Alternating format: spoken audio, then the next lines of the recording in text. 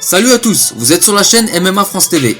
Je vous ai trouvé une nouvelle interview du champion des poids légers de l'UFC, Khabib Nurmagomedov. Une interview faite lors de son récent déplacement en Australie. Je pense que ça vous intéressera de connaître sa vision des choses pour les combats à venir. On entend beaucoup de choses de différentes personnes concernant les futurs adversaires de Khabib. Mais qu'en pense réellement Khabib? Qui voudrait-il affronter? La réponse dans cette interview. N'hésitez pas à vous abonner à la chaîne et pourquoi pas partager la vidéo pour faire connaître la chaîne à davantage de passionnés. Merci à tous et bon visionnage. Ce qui est impressionnant, c'est qu'en général, quand quelqu'un gagne la ceinture, il va directement fêter ça. Mais toi, t'es allé au Nigeria. T'es allé là-bas pour une œuvre de charité, pour aider les gens à travers différents projets. Dis-nous-en un peu plus à propos de ça. Je ne pense pas que c'est quelque chose dont on te parle souvent. Tu sais, quand j'étais jeune, je n'avais pas d'argent, pas l'opportunité pour faire de telles choses. J'avais un rêve, c'est d'aider les gens. Et maintenant, le moment est arrivé, et j'ai tout dont j'ai besoin pour aider les gens. Et il n'y avait pas de raison de ne pas le faire. Le bon moment est arrivé après mon dernier combat. Comment ta vie a-t-elle changé depuis que tu es devenu champion à l'UFC? Quels ont été les plus grands changements pour toi? Tu sais, 2018 est devenu une très grande année pour moi. Je suis devenu champion et j'ai défendu mon titre. J'ai gagné le plus gros combat de l'histoire de l'UFC.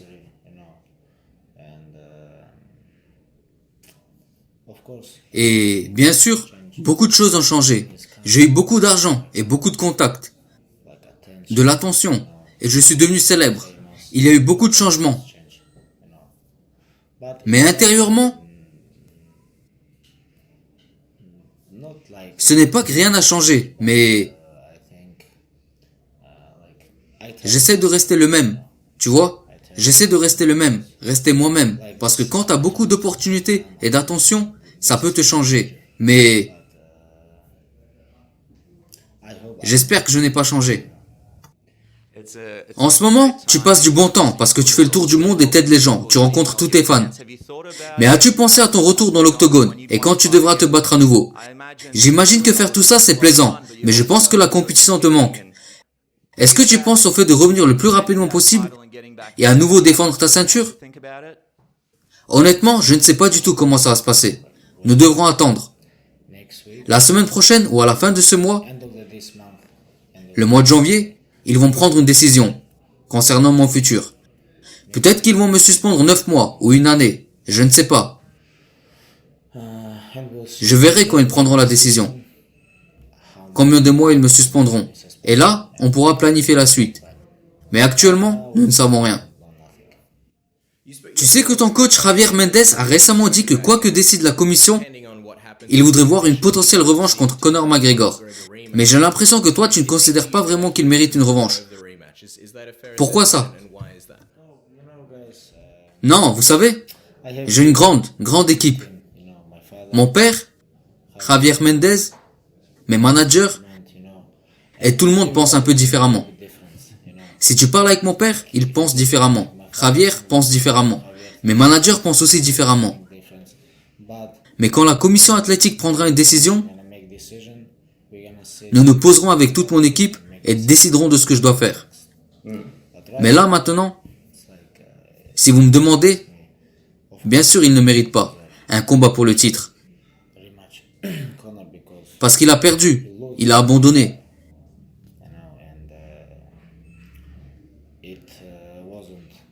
Et ce n'était pas un combat serré. Je l'ai dominé partout, dans tous les domaines. Et je l'ai battu. Et comme je l'ai promis, je l'ai brisé. Et donc pourquoi faire une revanche? L'année dernière, quand nous étions à Sydney, nous avons rencontré Georges Saint-Pierre. Et il nous disait à quel point il était fan de toi. Et qu'il réfléchirait sur le fait de revenir à l'UFC pour un combat contre toi si tu battais Conor McGregor. Et maintenant que c'est arrivé, as-tu pensé à te battre contre Georges Saint-Pierre? Est-ce que c'est un combat qui pourrait voir le jour si tu reviens et que la commission prend une décision qui te permette de planifier les choses correctement? Georges Saint-Pierre est un très gros nom. Et comme adversaire, il est très dangereux. Il est un peu plus imposant que moi. Et tu sais, Si on fait un combat, ça se fera chez les poids légers. Parce que chez les mi-moyens, il sera un peu plus imposant que moi. Donc la bonne décision serait de se battre avec lui chez les poids légers. Ça sera un gros challenge pour moi, pour mon héritage.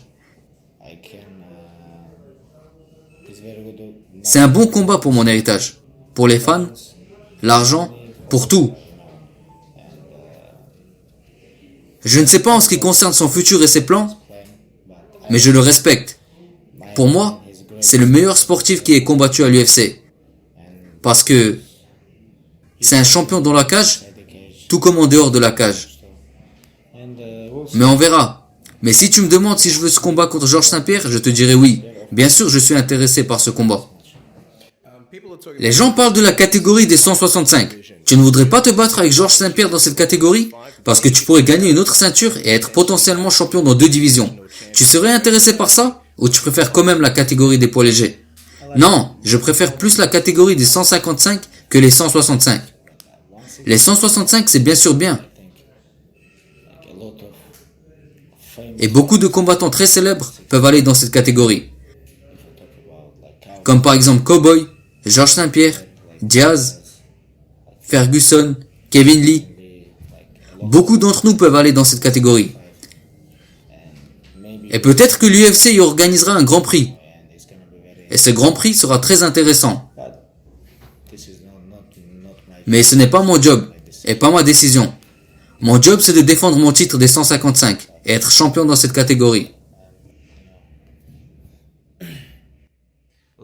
En parlant de Nate Diaz, il a essayé récemment sur les réseaux sociaux de rappeler la vieille histoire qu'il a eue avec toi. Quelle a été ta réaction à ça? Beaucoup de personnes pensent que c'est juste une tentative pour essayer d'obtenir un combat pour le titre contre toi. Tu sais, les gens l'ont oublié. C'est pourquoi il essaie d'attirer l'attention des médias. En essayant de parler mal, etc. Mais pourquoi je devrais l'affronter? Combien de fois il a perdu? 11 ou 12 fois? Il se fait battre par tous les top combattants, comme Rory McDonald, Ben Henderson, Dos Anjos, Conor McGregor. Tout le monde l'a battu. Oubliez-le. Ton père a dit qu'il te restait 3 combats avant que tu termines ta carrière professionnelle. C'est vrai ce qu'il dit? Combien de combats voudrais-tu encore faire? Penses-tu arrêter après ces 3 combats? Je ne sais pas. Je ne peux pas dire là tout de suite. Pourquoi pas? Peut-être faire des combats contre Georges Saint-Pierre, Ferguson et Mayweather. Si on bat ces 3 combats, on se retire du sport en tant qu'un des meilleurs combattants de tous les temps. C'est intéressant parce que dans cette liste, il y a Georges Saint-Pierre, un grand champion, Ferguson, un combattant phénoménal, mais aussi Mayweather, qui n'est pas un combattant de MMA. Pourquoi c'est si important d'avoir un combat avec Mayweather? Et que penses-tu de son dernier combat au Ryzen? Tu sais, parce qu'il est vieux maintenant. Si tu me demandes si je vais me battre avec des jeunes lions de la boxe, bien sûr ça va être très dur pour moi. Si l'on parle de Canelo ou de Golovkin, ces gars sont vraiment bons. Mais Mayweather se fait vieux maintenant. Il a 41 ou 42 ans. Mais il est très célèbre.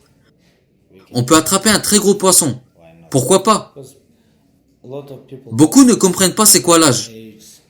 Ou quand tu ne combats pas depuis longtemps. Ils entendent juste Mayweather ou McGregor et c'est bon. Mais ils ne savent pas ce qui se passe à l'intérieur. On peut faire tout ce qu'ils ont fait.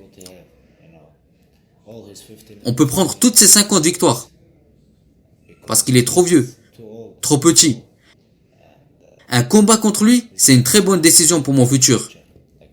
Mon héritage. Pour l'argent, les fans. Et pour tout.